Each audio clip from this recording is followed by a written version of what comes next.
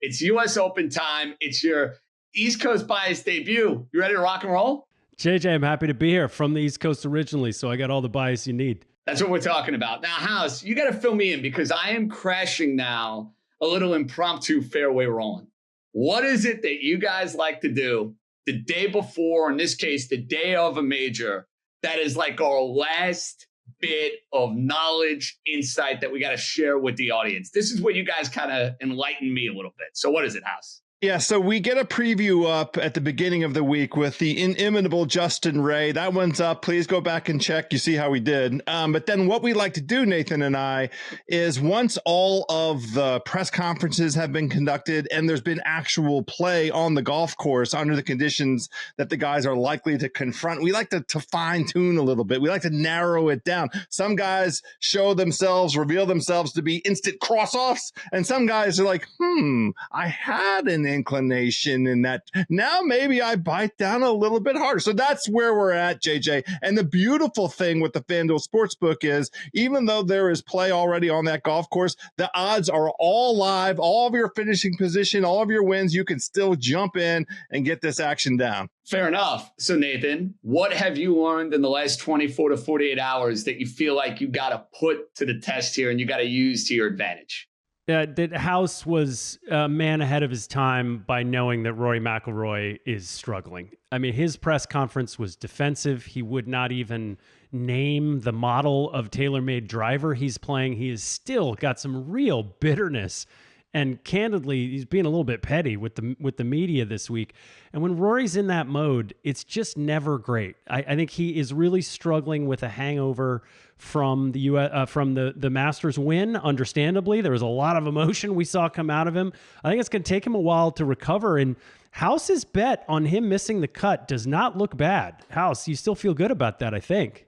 Yeah, plus 235. I mean, I wish it was even juicier, but this is not the tournament nor the place to go, in search of, to be trying to find something.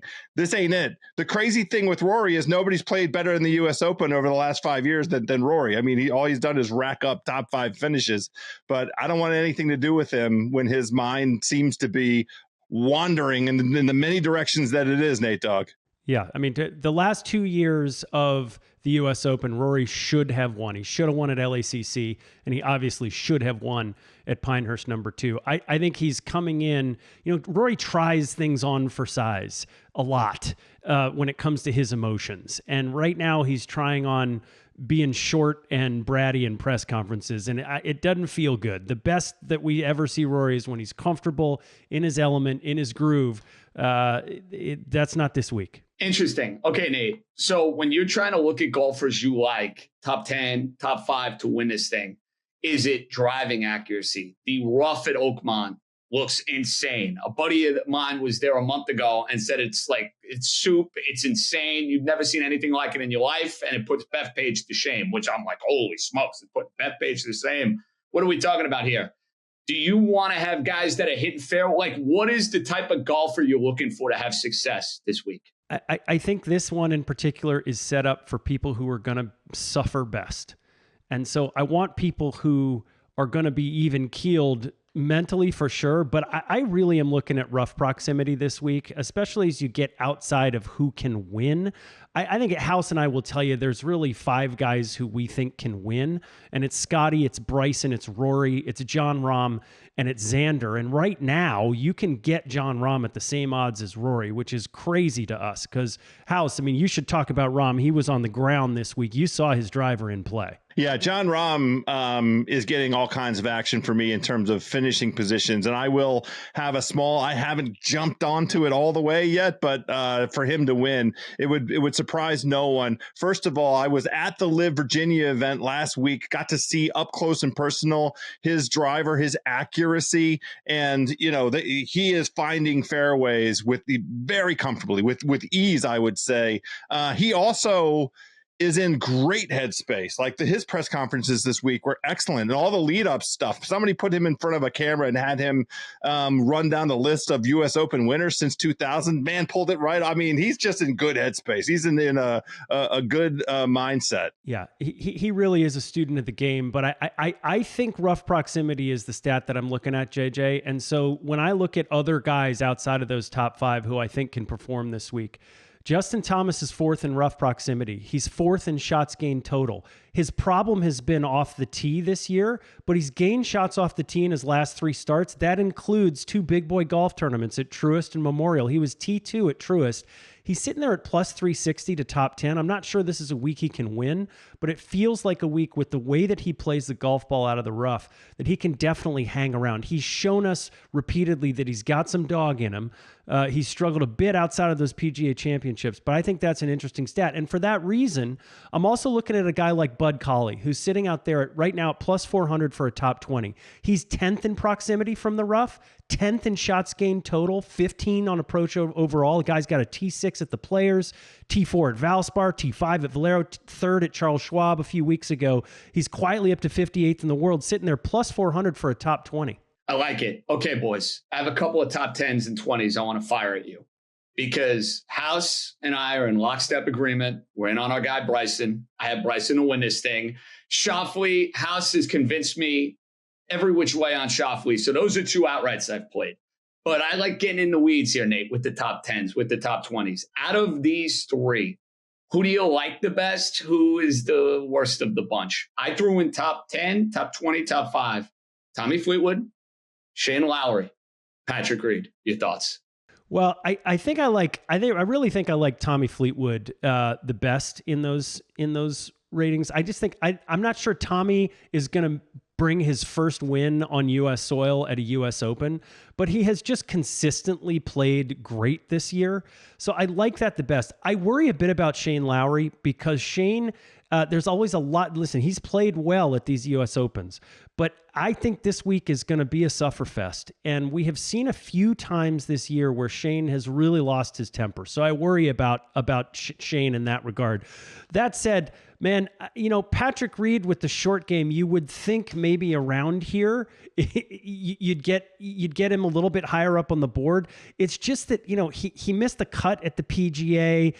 Played well at the Masters, but in last week off the tee in Virginia, he lost almost 2 shots. And I just think if Patrick Reed is playing out of the rough on his approach shots, it's going to be a tough week for him. Yeah, I agree with that ranking. Patrick Reed did play in the 2016 U.S. Open here at Oakmont and shot 74-74. Obviously, Shane Lowry, was the right there on the leaderboard. He finished right behind Dustin Johnson. He was tied for second at 1 under. So Shane, you like his odds. And then Tommy Fleetwood is a U.S. Open expert. The funny thing, Nate said you don't expect him to get his first win on U.S. soil. He damn near did it at Shinnecock. I mean, Koepka had to birdie at one of those last 2 holes to grab that victory by a stroke. But I think Nate's got the ranking 100% right, JJ. All right, boys. Now, I'm going to kind of give you open forum on this, Nate. You can give me an outright for round 1. You could give me some top 5, top 10s. But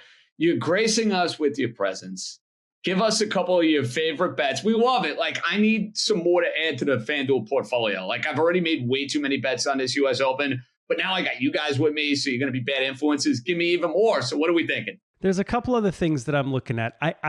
It pains me, and House maybe is going to try to talk us out of this, but Patrick Cantlay is flying under the radar this week. And this was the tournament a year ago where he finally showed us something. He was in the mix a year ago at Pinehurst number 2. The PGA, where he missed the cut this year, threw us off the scent a little bit, but he was T12 at Memorial. He was T4 at Truist, T13 at RBC Heritage, T12 at Players, T5 at Genesis. These are big tournaments. He's sitting there at plus 330 to top 10, which would be a repeat of his performance last year.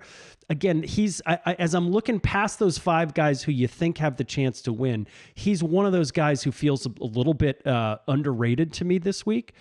And then there's been a lot of talk about Harris English. He's plus 230 for a top 20. He was T2 at the PGA, T12 at the Masters, T11 at Truist. These are big boy golf tournaments. His last appearance was at the Memorial. He was T12. So a top 20 for Harris feels consistent with the way that he's played this year. And at plus 230, I like it. Yeah, I'm with Nate. Harris English has gotten a lot of my allocation, both top 10 and top 20. I'm also wanting to make sure that I have a tiny touch on Colin Morikawa. We've been waiting all season for him, and we really thought that it could have been the PGA Championship because he has a decent track record at Quail Hollow, and he disappointed us. But the thing that's really been lacking for Morikawa is the short stick, and you wouldn't expect the short stick to come alive all of a sudden at Oakmont, but his ball striking remains. Nathan's laughing because I keep going back to this. Well, and you know what? I'm with Nate on this. Nate, I had him in the PGA. I was all aboard the Morikawa you in the PGA. Train. He did. He sure did. He killed everybody. I just can't quit him, though. I know. I can't believe it. Keep going. Well, his U.S. Open record, his scoring average at the U.S. Open over the last 5 years is second only to Rory, I think. Xander's up there high scoring average wise as well. But Colin Morikawa, sneakily not bad at U.S. Opens. You don't think of him as a U.S. Open kind of guy. He's got 2 top 5s, one at Torrey, which is one kind of golf course, and another at Brookline at the Country Club. That's a whole nother kind of golf course. And I think the Country Club is more akin to Oakmont, your Northeast kind of bangers. But in any event, just a touch. I'm not saying go heavy with Colin Morikawa.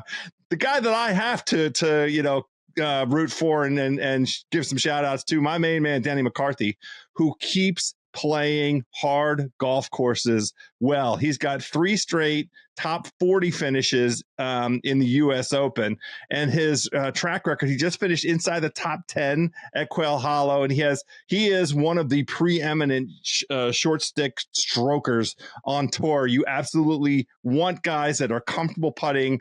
3-putt avoidance, JJ. That's another one of these categories that we are deep in the lab hunting out here, trying to find some value for the good people. Denny McCarthy top 20 is a house play for sure. I love the deep dives. I can't wait to hear Fairway Rolling after this baby wraps up. Nathan, you have an open invite, by the way. Anytime you want to come on after or before one of these majors, it's on you, man. Just tell House. We'll send up the bat signal and we'll go from there. Enjoy the U.S. Open, guys. And Nathan, one wish. Can Scotty not run away with this thing? Can we at least have a little bit of fun on Sunday? I think we're going to get a real tournament. I really do. This thing is set up to kick people's so he's not running anywhere fast. I like the sound of that. Golf course, kicking people's That's usually my MO. That'll be the case for me on Friday.